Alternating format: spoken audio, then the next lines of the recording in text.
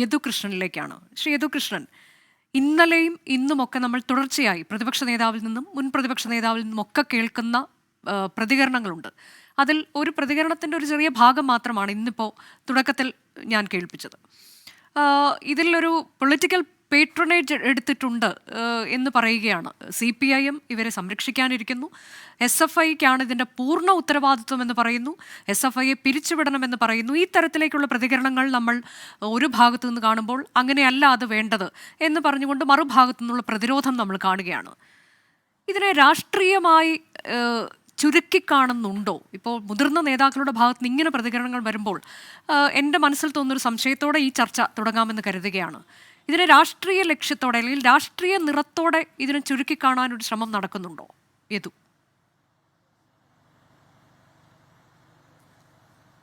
അത്തരത്തിൽ തന്നെ ഈ വിഷയത്തെ ചെറുതായി കാണുവാൻ KSU ആഗ്രഹിക്കുന്നില്ല. ആദ്യം തന്നെ അങ്ങനെ പറയട്ടെ. പ്രതിപക്ഷ നേതാവും ശ്രീ VD സതീശൻ അവറുകളും മുൻ പ്രതിപക്ഷ നേതാവ് രമേശ് ചെന്നിത്തല അവരുടെ പ്രതികരണം ഇവിടെ കാണുകയുണ്ടായി. ഈ വർത്തമാനകാലത്തിൽ നടക്കുന്ന വിഷയങ്ങളെ പറ്റിയാണ് അവർ ചൂണ്ടിക്കാട്ടിയിട്ടുള്ളത്. അതിൻ്റെ ഭൂരിഭാഗ പ്രശ്നങ്ങളിൽ നിൽക്കുന്ന സംഘടനയുടെ പേര് എന്താണ് എന്നുള്ളതാണ് അവർ ചൂണ്ടിക്കാണിക്കുന്നത്. അതുപോലെ കേരളത്തിലെ സർക്കാർ നിലപാടിനെ പറ്റിയാണ് അവർ ആശങ്കപ്പെടുന്നത്. അതിനൊക്കെ അപ്പുറത്തേക്ക് KSUവിൻ്റെ നിലപാടിലേക്ക് വന്നാൽ, ഞങ്ങൾ ഈ വിഷയവുമായി ബന്ധപ്പെട്ട് വളരെ ഗൗരവത്തോടു കൂടിയ ഒരാശയപരമായ സമരത്തിലാണ്. ഈ വിഷയം കേരളത്തിൽ വലിയ രീതിയിൽ ചർച്ചയാകുന്നത് ഈ അടുത്ത കാലങ്ങളിലാണ്.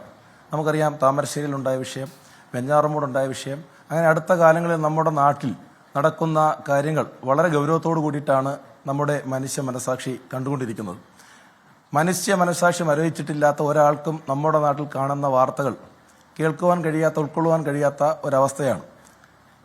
നമ്മുടെ ഒരു മാതാവ് 9 മാസവും 10 ദിവസവും ഉദരത്തിൽ ചുവന്ന നൊന്ത് പ്രസവിച്ച ഒരു അമ്മയുടെ വാക്ക് നമ്മളെല്ലാവരും കേട്ടതാണ്. വീട്ടിൽ മകൻ വരുമ്പോൾ കതക് തുറക്കാൻ ഭയമാണെന്ന്.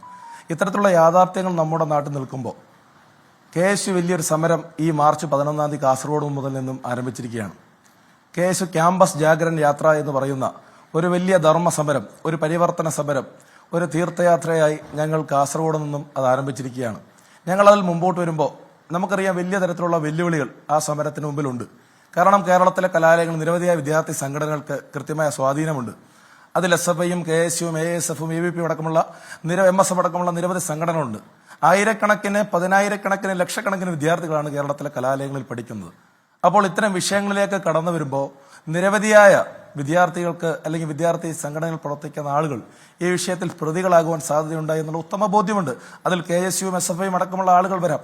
ആര് തന്നെയാകട്ടെ, ഏത് വിദ്യാർത്ഥി സംഘടനയുടെ മറവിലാണോ ഇത്തരം പ്രവർത്തനം നടത്തുന്നത്, അത്തരം പുഴുക്കുത്തുകളെ എല്ലാം ക്യാമ്പസിൽ നിന്നും പിഴുതെറിയുവാനും അതിന് ലഹരി മാഫിയ പ്രവർത്തനങ്ങൾക്ക് കച്ചവട വാഹകരായി നിൽക്കുന്ന ആളുകളെ കണ്ടെത്താനും ഇതിന്റെ ഉൽപാദനവും വിവരണവും എവിടെ നിന്നാണ് എന്നുള്ള ചെയിൻ റാക്കറ്റുകൾ, അതിന്റെ ചെയിൻ പൊട്ടിച്ചെറിയുന്നതിന് വേണ്ടിയിട്ടുള്ള പ്രവർത്തനവുമായിട്ടാണ് ഞങ്ങൾ ഈ ജാഥയുമായി മുമ്പോട്ട് വരുന്നത്. ഇപ്പോൾ നമുക്കറിയാം, ആ ജാഥയ്ക്ക് താങ്കളുടെ ഈ പ്രതികരണം കേൾക്കുമ്പോൾ സന്തോഷമുണ്ട് യദുകൃഷ്ണൻ. കാരണം കുറച്ചുകൂടി വകതിരിവോടെ എന്ന് തന്നെ പറയേണ്ടി വരും താങ്കൾ സംസാരിക്കുന്നുണ്ട്. പക്ഷേ ഞാൻ ചോദിച്ച ചോദ്യത്തിലേക്ക് വരികയാണ്. താങ്കളുടെ തന്നെ മുതിർന്ന നേതാക്കൾ പറയുന്ന പ്രതികരണം നിരാശപ്പെടുത്തിയിട്ടുണ്ട് എന്ന് പറയാതിരിക്കാൻ വയ്യ. കാരണം താങ്കൾ പറയുന്നത് പോലെയല്ല അവർ പ്രതികരിച്ചിരിക്കുന്നത്. ഇതിനെല്ലാം ഉത്തരവാദി ഒരൊറ്റ രാഷ്ട്രീയ പാർട്ടിയാണ് എന്ന് പറയുകയാണ്. എന്നാൽ പുറത്തു വരുന്ന ഏറ്റവും പുതിയ വിവരം എന്തൊക്കെയാണ്? ഈ ഇന്നലെ മുതൽ നമ്മൾ കേട്ടതാണ്. അതിൽ ആകാശിന്റെ പേര് കേൾക്കുന്നു. KSU പ്രവർത്തകനാണ്. നമ്മൾ ഈ രാഷ്ട്രീയം പറഞ്ഞു വരികയാണെങ്കിൽ എന്തുകൊണ്ടാണ് ആ ഭാഗം കാണാതെ പോകുന്നതെന്ന് ചോദ്യം കൂടിയുണ്ടല്ലോ. ആകാശ്, അദ്ദേഹം KSU പ്രവർത്തകനാണ് എന്ന് പറയുകയാണ്. എനിക്കൊപ്പമൊക്കെ പ്രവർത്തിച്ചിട്ടുണ്ട് എന്ന് ഇന്നലെ KSUവിൽ അവിടെ മത്സരിച്ച ഒരു വിദ്യാർത്ഥി പറയുന്നതാണ്. KSU പ്രവർത്തകനാണ് എന്ന് പറയുന്നു. എന്നാൽ പക്ഷേ അത് തള്ളിക്കളയുകയാണ് നിങ്ങളുടെ നേതൃത്വം. ഇനി ആദിലും അനന്തവും ആകാശിനൊപ്പമുള്ളവരാണ് എന്ന് പറയുന്നതാണ്. അവർ താമസിച്ചിരുന്ന ആളുകളാണ് ഈ മുറിയിൽ. അതിൽ അനന്തു ആരാണ്? യൂണിറ്റ് കമ്മിറ്റി അംഗമാണ്. ആദിൽ ആരാണ്? ആർട്സ് ക്ലബ് സെക്രട്ടറിയായി മത്സരിച്ചയാളാണ് KSUവിൻ്റെ. ഇവരെല്ലാവരും KSUക്കാരാണ്. ഇനി ഇന്നിപ്പോൾ വരുന്ന ഏറ്റവും പുതിയ വിവരം, ഈ കഞ്ചാവ് എത്തിച്ചത് ആരാണ്? ആഷിക്കും ഷാലിക്കും. അതിൽ തന്നെ ഷാലിക്കാരാണ്. KSUവിൻ്റെ മെമ്പർഷിപ്പ് ക്യാമ്പയിനിൽ പങ്കെടുത്ത ആളാണ്. ആ ഒരു പടവും പുറത്തു വന്നിട്ടുണ്ട്. അപ്പോൾ ഇതിൽ ഈ രാഷ്ട്രീയം നോക്കാൻ ആണ് നിങ്ങൾ പോകുന്നത് എന്നുണ്ടെങ്കിൽ ഒരു ഭാഗം മാത്രം തമസ്കരിക്കുന്നത് എന്തുകൊണ്ടാണ്?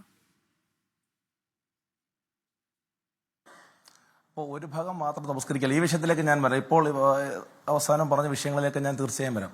ഇങ്ങനെ നമ്മുടെ നേതൃത്വം ഇത്തരത്തിലുള്ള പ്രതികരണത്തിലേക്ക് വരുന്നത് ഈ സർക്കാരിൻ്റെ വീഴ്ചയാണ്.